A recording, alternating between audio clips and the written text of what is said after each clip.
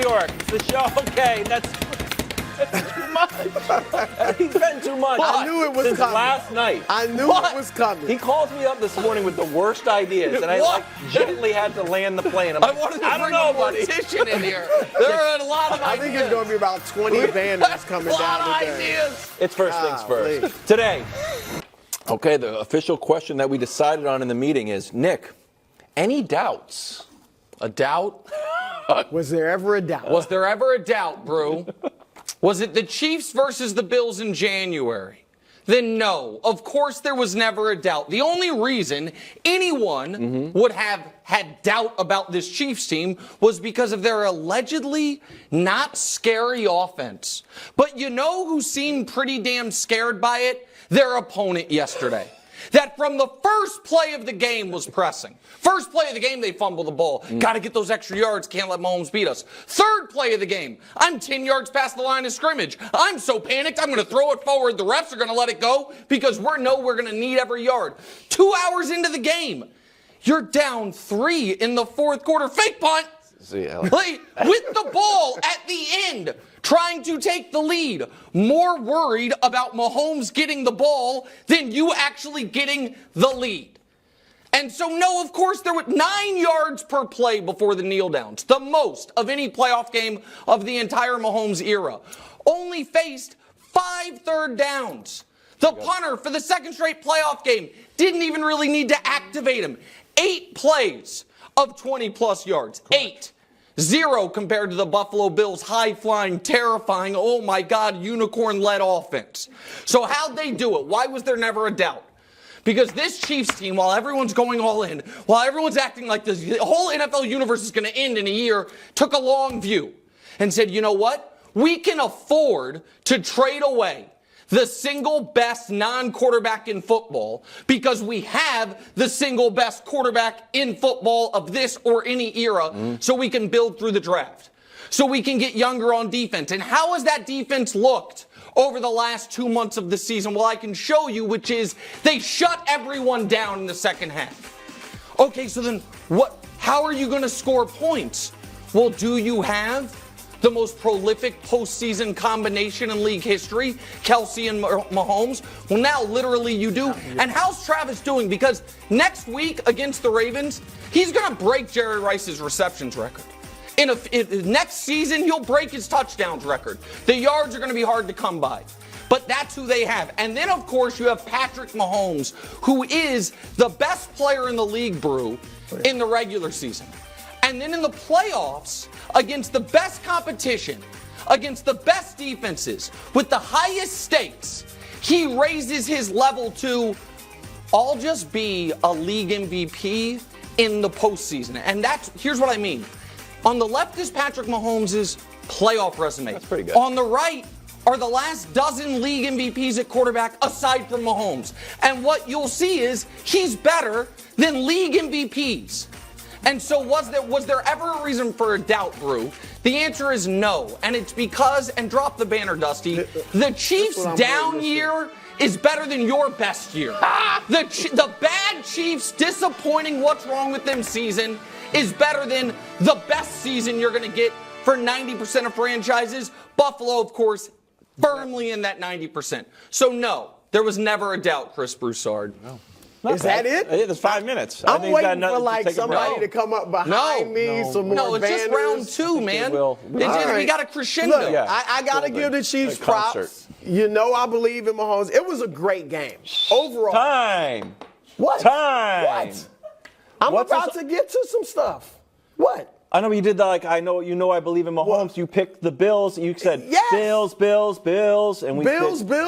Yeah. I was wrong. Okay, I wanted to get that. Brew, I wasn't going to make you do that because you were right on so much this weekend. I'm with you, pal.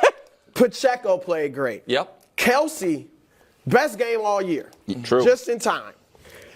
MVS. Oh. I was shocked. I got to be honest. I was your a little guys surprised. under the bus can be helpful. I was a little surprised that MVS caught those passes. Here's the phrase, Nick, that comes to my mind when I saw that game or thinking about that game. No room for error. No room for error. I thought Buffalo played well. but they made a few errors. No room for error for the Bills, you're saying? Yeah, to beat the Chiefs. Got it. Agreed. To beat Patrick Mahomes, Andy Reid, Kelce, and the Chiefs, no room for error. I buy that. That's None. And like I said, the Bills played well. They ran for 180-something yards. Yeah. Josh Allen didn't throw for a ton, but my goodness, 2 touchdowns running. Dime to Shakir in the corner. I mean, great pass. So I thought the Bills played a very good game, but they made a few either errors or missed opportunities. And here's some of them are. Yeah. To beat the Chiefs, I know this is a tough catch, but to beat the Chiefs, you got to make it. That's right. You got to make it. And that's Trent Sherfield. If he makes that catch early in the fourth quarter, who knows what happens. But then there's Stefon Diggs. Now, Stefon Diggs talks a lot, and he is a great player. Gotta make this catch. That's a hard catch. It's a hard catch, but you're Stefon Diggs. You're one of the best receivers in the league. It hits you there. Can't imagine having to deal with drops. When you look back at some of the great franchises, Super Bowl memories, playoff memories, great plays like that get made. And Buffalo didn't make it. And then, of course, you have Allen throwing to Shakir in the end zone. Now, Stefon Diggs is open underneath. Yeah. Could have got it to him, ate up more clock, moved down the field. I don't hate him going for that, but he just missed the throw. He missed the throw. And my point is, you cannot do that against a team that is very good and has the heart of a But you know what the Chiefs can do? Fumble the ball at the 1-yard line and win anyway. Because they're the Chiefs. Well, they're the Chiefs. That was a silly play. Yes, they made a dumb play there. Yeah. They once again at the very beginning of the game didn't capitalize in the red zone. They allowed a 3rd and 17 on the opening drive of the game. Now again, a lot of teams could convert those if you're allowed to throw a forward pass 8 yards past line of scrimmage, but they got away with it. All those things. There were 4 fumbles in this game. Kansas City recovered one of them, which was their own. The other 3 were recovered by Buffalo. All those things went in the Bills' favor, and people were like, oh yeah, but Buffalo missed the kick. The only thing the Bills missing that kick did was prevent your heart being ripped out in a different way. Because Patrick Mahomes in that game, under that circumstances, minute 42 timeouts, if you think he's not driving the field and getting points, you're out of your mind. I buy that. Yeah. Do you have anything else? No, we got more stuff to go. I'm just waiting. We got more to do. All right. I mean, obviously, yes. Really? Well, they were the underdog yesterday. So, yeah. I got my man. They're Brew, as much as you love him, as much as you love him, you underestimated him. Because you don't win every year. So picking against him is not underestimating. But this is not the Super Bowl. This is the AFC Championship. Yeah, so here's the thing. You know what does happen every year? Patrick Mahomes plays in this game coming up next weekend. It happens every year. And you know why it happens every year? Because he is statistically speaking, and he hasn't caught Brady yet, but we assume he will eventually in the wins. But even if not, we can show it to you. He is once again, just adds to the legend each and every week. Crazy. And then I don't think people have the full context of it because Mahomes is 5.5 years into his career as a starter. But here is the 8 most playoff wins by quarterbacks. So right now Mahomes is tied with Favre and Big Ben for 6th. If and when he beats Baltimore, Brew, and we'll talk about that game later, he will only be looking at Montana and Brady. He's 28 years old. And then there is my favorite stat of it all, which is why people are underestimating him. Because he somehow gets better when times are the worst. We talked last year, injured. His numbers got better. We've discussed him as an underdog. The numbers get better. When trailing by 7+ in the playoffs since he came to the league, the rest of the league wins less than 20%. Patrick lost his first one, the overtime one against Brady, has won 8 of 9 since then. Pretty good. Okay, that's the rest of the NFL. What about the rest of Mount Rushmore quarterbacks? All right, so Mahomes wins 80%. Brady, pretty damn good, 48%. Montana, 40%. Peyton, 25%. Mahomes, 8-2 when down a touchdown in the postseason. And so this is where people I don't think understand and why I get so reflexively angry at some of the critiquing throughout the year. Because, yeah, I'm going to go ahead and operate from the perspective of, if it's Patrick's approach, he's right. If everyone wants him to scream at MVS and stop targeting him, if he's not doing that, there's a reason. If everyone is panicking and he's not, there's a reason. And if everyone else thinks, you know what, they don't have it this year, and that guy, until proven otherwise, shows we'll be one of the last four standing and then see what happens. Maybe we'll lose in overtime of the championship round, or else we'll be in the Super Bowl. Then, yeah, if you are operating from the perspective of he might not be in this round, which the vast majority and bookmakers were, you're underestimating him, Brew. I don't think he's underestimated because he didn't have a great year by his standards, right? Even you know he wasn't the MVP. Sure. And yet you can't find a pundit that won't say, and hasn't been saying, he's the best quarterback in the league. Am I right? No, the pundits are run the gamut. I'm not going to name names. He is generally still, even before this game, regarded as the best quarterback in the league. Don't you think? And I've heard people even saying, well, you hear a lot of people, we say it on this show, but I hear people on other shows saying he's the best quarterback they've ever seen. Brew, but didn't you hear a lot of people saying going into this game that the Bills had the better quarterback? That Josh Allen was that when they were doing the better quarterback? Yes, that when they were doing a tail of the tape. That he had a better season, but the better quarterback? When they were doing a tail of the tape check marks, offense, defense, quarterback, head coach, a lot of folks gave the check mark in the quarterback category to the Bills. That's not a straw man. It wasn't this show, but that's not a straw man. That is absolutely what was happening. When I've looked at Mahomes, I even think him making the Pro Bowl, which, you know, was fine. But you even said it yourself. He's always going to be in. You could argue that Allen could have made the Pro Bowl over him. You could argue C.J. Stroud could have made it over him. But he made it. So my point is, I think he gets, like, everybody knows how great he is, but not picking him to win, nobody wins every year. And I don't know if they're favored. No, they're probably not favored this weekend. But again, this was not about picking them to win the Super Bowl. It was about picking them to win in round 2 against Buffalo.